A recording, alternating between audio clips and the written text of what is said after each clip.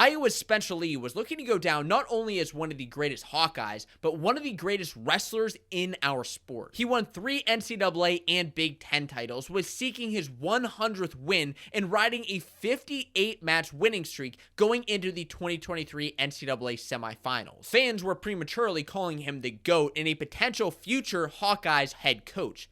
But then he lost. He was on his way to becoming the 5th four-time NCAA champion in history, but then the world was flipped on its head. In the biggest upset in sports history since Larry Owings beat Dan Gable in the 1970 NCAA finals, Spencer Lee lost. And if you think about it, Spencer Lee and Dan Gable's careers are eerily similar, but we'll talk more about that in a bit. But I think the question on everybody's minds is, with that loss, what does that ultimately mean for Spencer Lee's legacy? Because not only did he lose, but he medically forfeited out of the tournament, and if excuses are for wusses, does that tarnish his legacy? Can we still call him the GOAT of Iowa wrestling, or will he just go down on the long list of Hawkeye greats? To properly answer that question, we have to hit on 3 points: his career accolades, his response to the loss, and what's next for him. So let's rewind all the way back to the beginning of Spencer Lee's career and when people really started to notice him. Because sure, he had a rough ending to his college career, but there is a lot that happened over the past decade that fans are somehow forgetting about. From the first day that Spencer took the mat, people knew he was going to be something special. Take it from a Pennsylvanian that people knew who Spencer Lee was in the junior state tournaments into high school. Wrestling for Franklin Regional High School in Murraysville, Pennsylvania, Spencer Lee won some of the nation's top tournaments, including Ironman, Super 32, and Powerade. He won the individual PIAA state tournament on 3 separate occasions and the team title twice. Lee was undefeated up until the state finals of his senior year, where he lost to future Hawkeye teammate Austin DeSanto. And trust me, after that loss, the Hershey's Giant Center was shaking. But it was a controversial ending, and we found out after the fact that he was injured. He ended 144-1 and was committed to wrestle for the Iowa Hawkeyes. And trust me, in Pennsylvania, Spencer Lee is still talked about as one of the greatest high school wrestlers in the state. But naturally, fans started to compare him to Dan Gable because they both went undefeated and then lost in their last match. And other than folk style, I think one of the things that fans forget a lot about is Spencer Lee is incredibly gifted in freestyle wrestling. He was a 3-time age-level world champ, becoming the youngest American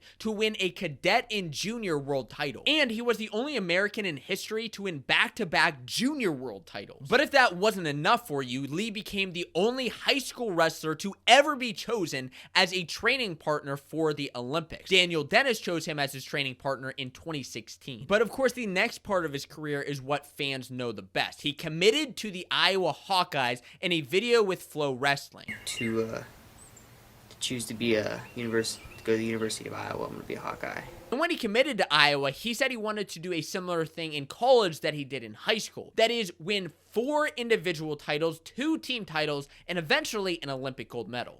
He goes, "Dad, I have 2 goals.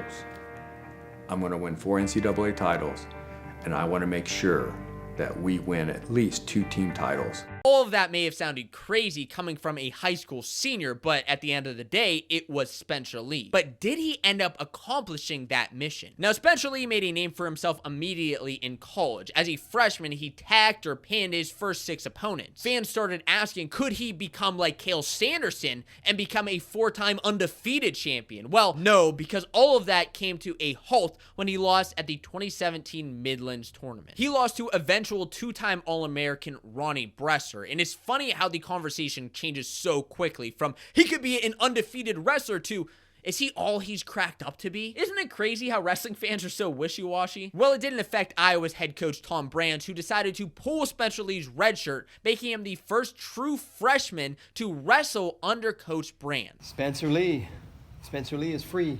Lee continued to dominate the field as he took out top-ranked opponents like Nick Piccinini, Sebastian Rivera, Ethan Lezak, and Nathan Tomasello. In fact, Lee didn't lose again until the 2018 Big Ten semis when he fell to Nathan Tomasello, known as NATO. And of course, people doubted Spencer's ability to win the title, but he had other plans. Coming to the national championships with a 3rd seed and a chip on his shoulder, Lee demoralized his opponents. He fired off dominant wins in the early rounds, but most impressively, he pinned Nathan Tomasello in the semis. This was big, because not only did he avenge that loss from 2 weeks prior, but he punched his ticket to the national finals and set the wrestling world on fire. In the 125 pounds finals, he squared off against Nick Suriano, who at that time was wrestling for Rutgers. A rivalry between these two wrestlers dated all the way back to high school, but Lee dominated in the finals 5-1. He became the second Iowa wrestler to win NCAAs as a true freshman, the first since Lincoln McElravy in 1993. The conversation shifted yet again, and the talks of four-timer began as Lee really began to build on his legacy. And I promise that understanding Lee's full story is super important to looking at his full legacy. Now, in Lee's sophomore season, he got a real taste of adversity when his opponents started finding chinks in his armor. Despite dominating most of the season, Lee fell twice to Sebastian Rivera and even got pinned by Nick Piccinini. Fans rationally questioned whether Spencer could win a second national title or whether he was just a freshman phenom. But for Spencer Lee, those losses just fueled his fire. Knowing he had a crown to defend and a point to prove, he imposed his will on everyone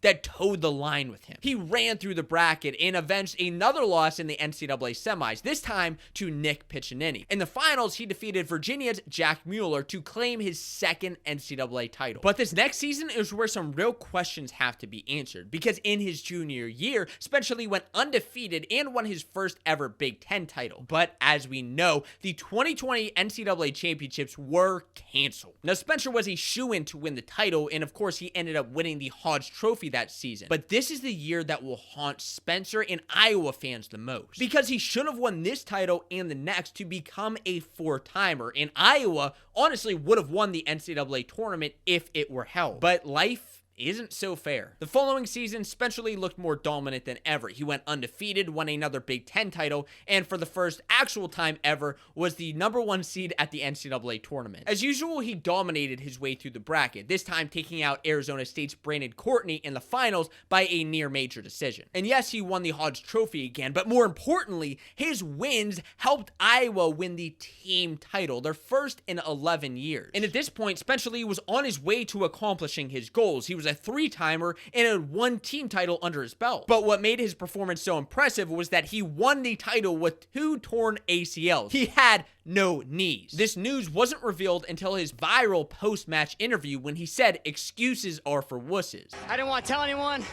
because F excuses. Excuses are for wusses.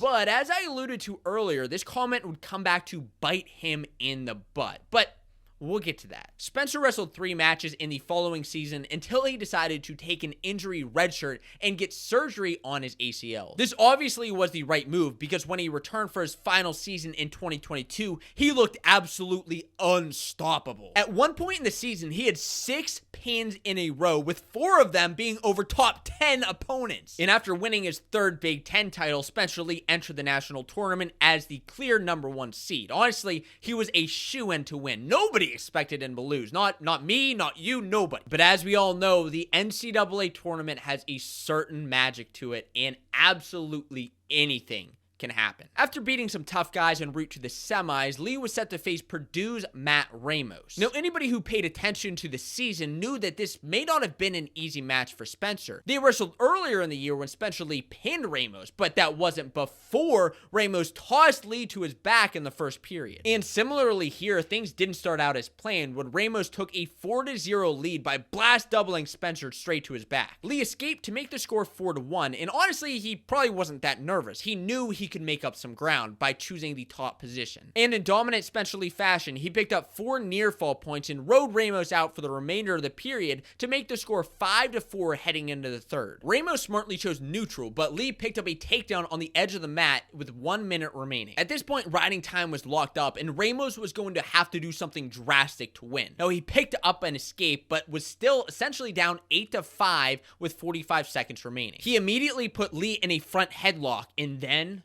the unthinkable happened. As funky as Ramos is, he had a last-ditch effort gator roll, put Spencer Lee to his back, held him there for a while, and pinned him with just a second on the clock. Ramos stunned the entire wrestling world. Nobody knew how to react. Should we be excited? Should we be sad? It was a wild mix of emotions. But Spencer Lee could no longer become a 4-time NCAA champion. And from here, this is where things actually got really tricky in regards to Spencer Lee's legacy. Because the next day, Iowa announced that Spencer Lee would medically forfeit from the tournament, automatically putting him in a 6th place finish. And the reactions to this were honestly mixed, with some fans understanding of this, but others just completely bashing him and so upset that he would do such a thing. After all, Spencer Lee's quote was, "Excuses are for wusses." And honestly, Spencer Lee was stuck between a rock and a hard place. Obviously, he didn't care much about coming back to take 3rd. Becoming a 4-timer was his only goal. But if he actually was injured, he couldn't come out and say it because, well,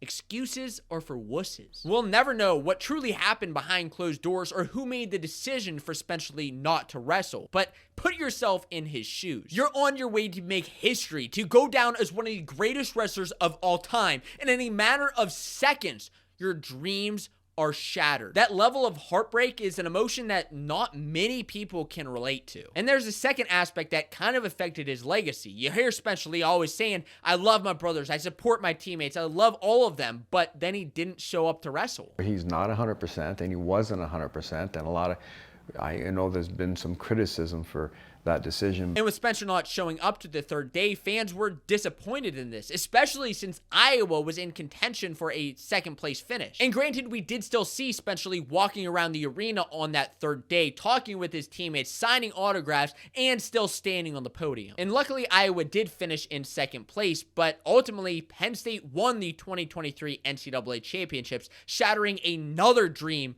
of Spencer Lee's. But as I mentioned at the beginning of this video, Spencer Lee is not the only wrestler to lose his final NCAA championships match in a massive upset. You may remember Dan Gable losing to Larry Owings of Washington in the 1970s NCAA championships. Some argue that's an even bigger upset since Gable was undefeated 117-0 going for his 3rd title. But here's the stinger. After that loss, Dan Gable said on multiple occasions, including on Joe Rogan's podcast, that he needed that loss. That loss took me to unbelievable heights that I would have never had without that loss. He used it as motivation as he went to win the 1971 World Championships and won an Olympic gold medal the following year in 1972. Most impressively that year, he didn't even give up a point. And after that is when he came to the Iowa Hawkeyes and his career as a head coach started, going down as one of the all-time greats, winning 21 Big Ten titles